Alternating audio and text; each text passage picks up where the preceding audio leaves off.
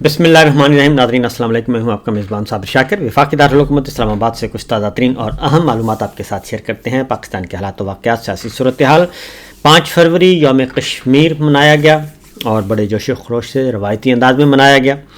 اور ملک بھر میں ریلیاں نکلیں, سب کچھ ہوا اور کسی قسم کا کوئی امن و امان کا مسئلہ نہیں تھا, کوئی اور ایشو نہیں کھڑا کیا گیا. سرکاری ریلیاں بھی نکلیں اور غیر سرکاری ریلیاں بھی نکلیں اور اس کو سرکاری سطح پہ منایا گیا. دوسری جانب پاکستان تحریک انصاف جو ہے وہ ٹھیک 2 دن کے بعد وہ یوم سیاہ اور یوم احتجاج منانا چاہ رہی ہے اور اس نے مینار پاکستان لاہور میں جلسے کے لیے اجازت چاہی اور پنجاب کے دیگر شہروں میں انہوں نے اجازت چاہی اور ان کی درخواستیں جو ڈپٹی کمشنرز ہیں, ضلعی حکومتیں ہیں, وہ مسلسل رد کر رہی ہیں اور انہیں اس بات کی اجازت نہیں دی جا رہی اور اس میں کہا جا رہا ہے امن و امان کا مسئلہ ہے. تو یہ ایک از خود اس سے اندازہ کر سکتے ہیں کہ پنجاب گورنمنٹ کس قدر خوفزدہ ہے. پنجاب حکومت بہت زیادہ اس بارے میں خوف و ہراس میں مبتلا ہے کہ اگر جلسے کی اجازت دے دی گئی, لاہور جلسے کی اجازت نہیں دی جا رہی, گجرانوالہ, فیصل آباد, ملتان, سیالکوٹ, یعنی جس شہر میں بھی آپ اجازت لینا چاہ رہے ہیں اجازت نہیں دی جا رہی. اور اب پاکستان تحریک انصاف جو ہے دوسری جانب وہ اس کو یوم سیاہ, یوم احتجاج اور پورے تمام شہروں میں اس کو احتجاج کو پھیلا رہی ہے اور ان کی طرف سے اعلان کر دیا گیا ہے. یہ کیا وجہ ہے؟ اور اس کی وجہ صرف ایک ہی ہے کہ کمزوری ہے اور ڈر ہے, خوف ہے کہ اگر ہم نے یہ فسطائیت ختم کر دی اور پولیس گردی کا استعمال نہ کیا تو اس بات کا شبہ ہے کہ 8 فروری 2024 کو 1 سال پہلے جس طریقے سے پاکستان کے عوام نکلے تھے اور انہوں نے پاکستان تحریک انصاف کے امیدواروں کو چن چن کر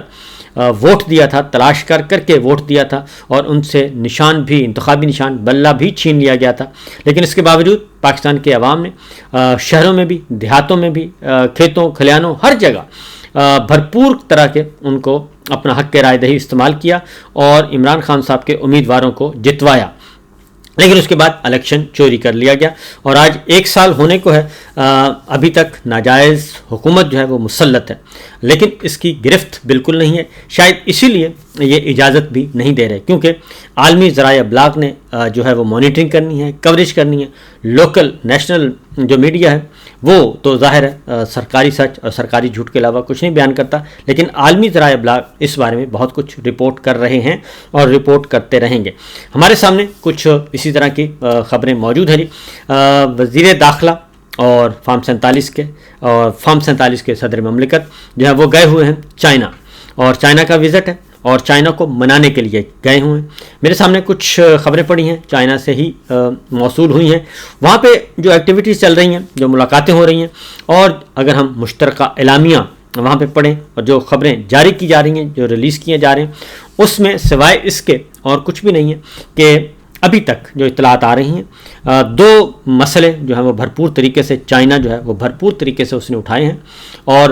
ڈسپلیئر شو کیا جا رہا ہے. چائنا پاکستان سے خوش نہیں ہے, بالکل بھی خوش نہیں ہے اور دونوں معاملات میں پہلی ہے سیکیورٹی کا معاملہ ہے اور دوسرا سی پیک کے جو پائپ لائن میں منصوبے ہیں اس پہ, اور تیسرا پاکستان کی معیشت بگڑتی ہوئی اور عدم استحکام. یہ تینوں معاملات جو ہیں صدر زرداری سے بھی انہوں نے معاملات اٹھائے ہیں اور جو ناکامی ہوئی سیکورٹی کے معاملات میں ناکامی ہے, انہوں نے محسن نقوی جو کہ خصوصی ایلچی ہیں ان کے ساتھ بھی یہ ساری چیزیں شیئر کی ہیں اور وہاں پہ بھی کنسرن شو کیے جا رہے ہیں. انٹیلیجنس شیئرنگ کا معاملہ کیا جا رہا ہے. اب چائنا جو ڈیمانڈ کر رہا ہے وہ کہتا ہے کہ آپ مکمل طور پر ناکام ہو چکے ہیں ہمیں سیکورٹی پرووائڈ کرنے میں,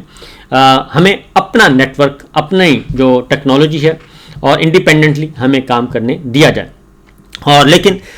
محسن نقوی صاحب ان سے کیا مانگ رہے ہیں؟ وہ مانگ رہے ہیں کہ جی ہمارے ساتھ آپ انٹیلیجنس شیئرنگ کریں اور ہماری پولیس کو, ہمارے سیکورٹی فورسز کو, پیراملٹری فورسز کو جدید ٹیکنالوجی سے ہم آہنگ کریں اور ہمارے اداروں کو آپ تگڑا کریں. لیکن جو چائنا ہے جی وہ ظاہر ہے وہ اس معاملے میں اس کے پاس مکمل تفصیلات بھی ہیں اور وہ اس سلسلے میں کوئی بہت زیادہ خوش نہیں ہے اور وہ انٹیلیجنس شیئرنگ کر بھی لے لیکن الٹیمیٹلی جو ہے وہ جو آخر میں ایگزیکیوٹ کرنا ہے سارے آپریشن کو وہ تو پاکستانی فورسز نے کرنا ہے، اور اب تک چائنا جو ہے ان کی شکایت بدستور موجود ہیں کہ ہمیں تحفظ دینے میں آپ لوگ ناکام رہے ہیں، اور خواہ وہ گلگت بلتستان سے لے کر گوادر تک، خواہ وہ کراچی کا معاملہ ہو، اور حملے بھی ہوئے ہیں، اور جو اس وقت سی پیک منصوبے چل رہے ہیں وہاں پہ چینی انجینئرز کو، چینی شہریوں کو، چینی آفیشلز کو وہاں پہ ہلاک کیا گیا ہے۔ تو بہرحال یہ سچویشن ہے، اور دیکھتے ہیں کہ اس کا پھر آؤٹ کم، الٹیمیٹلی آؤٹ کم کیا آتا ہے۔ تو فی الوقت تو ایسا ہی ہے جی۔ اور سیاسی عدم استحکام کا معاملہ پھر انہوں نے اٹھایا ہے، اور سیاسی عدم استحکام کے خاتمے کی بات کی ہے۔ پھر انہوں نے ایک اور بات کی ہے کہ تمام سیاسی جماعتوں کو آن بورڈ ہونا چاہیے اور تمام سیاسی جماعتوں کو ساتھ لے کر چلنا چاہیے۔ یہ معاملہ انہوں نے اٹھایا ہے جناب زرداری صاحب کے ساتھ، جو زرداری صاحب سے ان کی ملاقات ہوئی ہے اس ملاقات میں یہ معاملہ اٹھایا ہے، اور جو اعلامیہ جاری کیا گیا ہے اگر ہم اس اعلامیہ کو بھی بغور پڑھیں تو اس میں یہ ساری چیزیں، یہ سارے انڈیکیشنز موجود ہیں کہ انہوں نے یہ بات کی ہے، اور خاص طور پہ تمام سیاسی جماعتوں کو، تمام پولیٹیکل اینٹیٹیز کو۔ اب اس میں ظاہر ہے بلوچستان بھی شامل ہے، اس میں ہمارا پنجاب بھی شامل ہے، اس میں پاکستان تحریک انصاف بھی شامل ہے، اس میں دیگر جو جماعتیں ہیں وہ سب کی سب شامل ہیں۔ یعنی وہ چاہتا ہے کہ اس کی پولیٹیکل اونرشپ پاکستان کی سیاسی جماعتیں بھی لیں۔ اس کا مطلب بڑا کلیئر ہے جی کہ تمام جو ہے یہ اس وقت پاکستان میں چل رہا ہے اس کو ٹھیک کیا جائے، عدم استحکام کو ختم کیا جائے۔ تو ایک تو یہ ہے، اور چینی شہریوں کی سیکورٹی کے بارے میں چائنا نے بھرپور طریقے سے ہر لیول پہ آواز اٹھائی ہے۔ آگے بڑھتے ہیں۔ دوسری جانب زلمے خلیل زاد جو ہیں وہ مسلسل آگاہ کر رہے ہیں، انفارمل وے میں وہ بتا رہے ہیں کہ امریکہ اور ٹرمپ انتظامیہ کیا سوچ رہی ہے، اور عمران خان صاحب کی رہائی کے بارے میں وہ مسلسل، وہ بھی جو ولسن بھی، رچرڈ گرینل بھی، اور دیگر جو لائک مائنڈڈ ہیں سارے کے سارے اور ٹرمپ انتظامیہ کے ٹیم کا حصہ ہیں، وہ سب یہ بات کر رہے ہیں اور مسلسل کر رہے ہیں کہ عمران خان کو رہا کیا جائے۔ اور اب زلمے خلیل زاد کا جو لیٹسٹ ٹویٹ آیا اس میں انہوں نے کہا کہ اگر عمران خان کو رہا نہ کیا گیا تو پاکستان کے دیوالیہ ہونے کا خطرہ ہے، اور پولیٹیکل سٹیبلٹی کے بغیر معاشی استحکام نہیں آ سکتا۔ یہ بات ہمارے ماہرین بھی کہتے ہیں، اور باہر سے جو باہر کی دنیا ہے وہ بھی یہ بات کہہ رہی ہے۔ اب 8 فروری آ رہا ہے جی۔ 8 فروری کو محسن نقوی صاحب نے ایک بار پھر یہ بات کہی تھی کہ وہی ویسا ہی رد عمل آئے گا جیسا ہم نے پہلے کیا تھا 26 نومبر کو۔ اب اس میں ایک افتاد آن پڑی ہے، اور ایک تو وائس آف امریکہ نے اپنے طور پر، وائس آف امریکہ کی ایک رپورٹ تیار ہوئی ہے 26 نومبر پہ، اور اس میں انہوں نے اس بات کو اسٹیبلش کیا ہے شواہد کی بنیاد پہ اور اپنی رپورٹ کی بنیاد پہ، انویسٹیگیٹو رپورٹنگ کی بنیاد پہ، کہ 26 نومبر کو باقاعدہ طور پہ قتل عام ہوا، اور سنائپرز اور استعمال ہوئے، اور اس کے بعد جو زخمی ہیں وہ گولیاں لگنے سے زخمی ہوئے، گولیاں لگنے سے ہی وہ جاں بحق ہوئے، شہید ہوئے، اور ہسپتال میں ریکارڈ غائب کیا گیا۔ یہ سارے کا سارا ایک رپورٹ وائس آف امریکہ کی آ چکی ہے۔ دوسری جانب انسانی حقوق کمیشن، پاکستان کمیشن برائے انسانی حقوق، اس نے بھی فیکٹ فائنڈنگ رپورٹ اپنی جاری کر دی ہے، جس میں وہ حکومت کے لیے، وفاقی حکومت کے لیے وہ الارمنگ ہے، محسن نقوی سرکار کے لیے الارمنگ ہے، شہباز شریف صاحب کے لیے الارمنگ رپورٹ ہے۔ اور اگر پاکستان کمیشن برائے انسانی حقوق کی فیکٹ فائنڈنگ رپورٹ یہ بات ثابت کر رہی ہے کہ 26 نومبر 2024 کو اسلام آباد میں پاکستان تحریک انصاف کی قیادت میں جو احتجاج ہوا اس میں جانی نقصان ہوا تھا، اور یہ جانی نقصان جو ہے وہ باقاعدہ طور پہ جو فائرنگ کا استعمال ہوا، طاقت کا استعمال ہوا، ریاستی طاقت کا استعمال ہوا، وہ اس کے نتیجے میں ہوا، یعنی گولی چلنے کی تصدیق کر دی گئی ہے۔ اور اس میں سیکورٹی اہلکاروں کی ہلاکتوں کی اطلاعات بھی انہوں نے کہا کہ موصول ہوئی ہیں۔ ظاہر ہے وہ جو ایک ایکسیڈنٹ ہوا تھا اس میں رینجرز کے جوان جو ہیں وہ اس میں شہید ہوئے تھے۔ اور ایک اعلیٰ سطحی فیکٹ فائنڈنگ مشن نے ریاستی نمائندوں، پی ٹی آئی کی قیادت، موقع پر موجود رپورٹرز اور احتجاج کے دوران مبینہ طور پر ہلاک ہونے والے 7 افراد کے اہل خانہ کی زبانی شہادتیں قلم بند کی ہیں۔ یہ ہیومن رائٹس کمیشن کی رپورٹ ہے جی، اور مشن کو ان الزامات پر شدید تشویش ہے کہ ہسپتال انتظامیہ اور پولیس نے متاثرین کی لاشوں کو اس وقت تک اپنی تحویل میں رکھا جب تک ان کے اہل خانہ نے کسی قسم کی قانونی کارروائی نہ کرنے پر رضامندی ظاہر نہیں کر دی. یعنی ان سے لکھوایا گیا اور کہ جناب ہم اس پہ کوئی قانونی کارروائی نہیں کریں گے، اور اس طریقے سے انڈر ٹیکنگ لی گئی، ان سے کاغذوں پہ دستخط کروائے گئے، پھر انہیں ڈیڈ باڈیز دی گئیں. اگرچہ ہسپتال انتظامیہ نے فیکٹ فائنڈنگ ٹیم سے بات کرنے سے انکار کیا ہے، تاہم رپورٹ میں کہا گیا ہے کہ صحافیوں اور مبینہ متاثرین کے اہل خانہ کے بیانات سے ظاہر ہوتا ہے کہ یہ ہسپتال معلومات کو چھپا رہے ہیں. اور اس میں اگلی جو کہا گیا کہ جی اگرچہ پرامن اجتماع کے حق کی آئینی ضمانت دی گئی ہے، لیکن اسے قانون کی حدود میں رہ کر استعمال کرنا چاہیے. اور اس میں ہیومن رائٹس کمیشن کی رپورٹ میں یہ بات بھی ثابت ہو گئی ہے کہ جو مظاہرین کے پاس غلیلیں تھیں اور آنسو گیس کے گولے اور آتشی اسلحہ تھا جو جائے وقوع پر پایا گیا. اب یہ انہوں نے کہاں سے رپورٹ لی ہے آتشی اسلحہ سے متعلق، اس کے بارے میں کچھ کہنا قبل از وقت ہوگا. اور اس کے بعد کہتے ہیں کہ جی ساتھ ہی انہوں نے کہا کہ انتظامیہ نے احتجاج سے نمٹنے میں بصیرت کا مظاہرہ نہیں کیا اور طاقت کا ضرورت سے زیادہ استعمال کیا،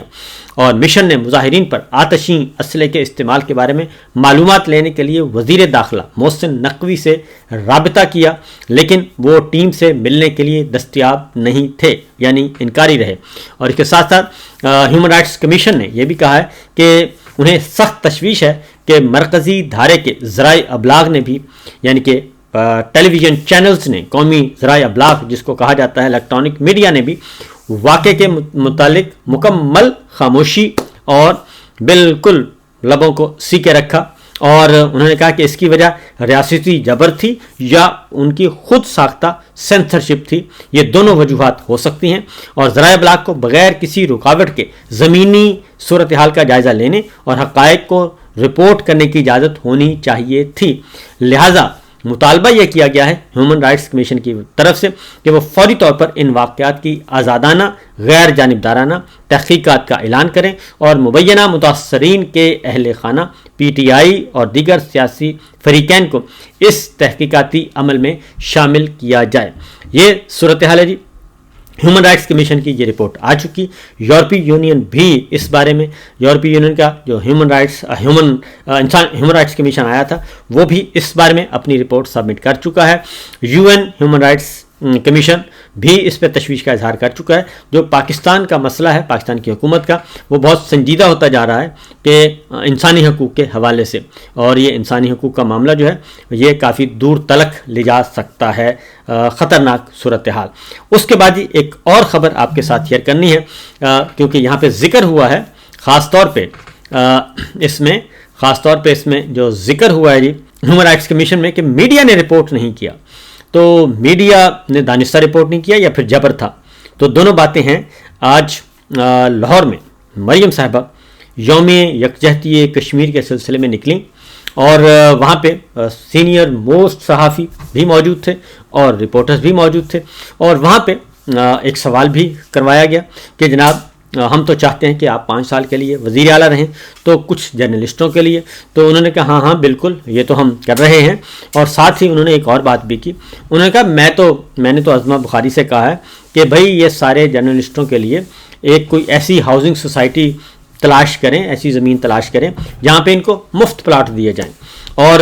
سب کو مفت پلاٹ دیے جائیں تاکہ یہ مسئلہ حل ہو. اور اس طریقے سے ظاہر ہے جب آپ ججوں کو، جرنلسٹوں کو، جرنیلوں کو جب اس طریقے سے آپ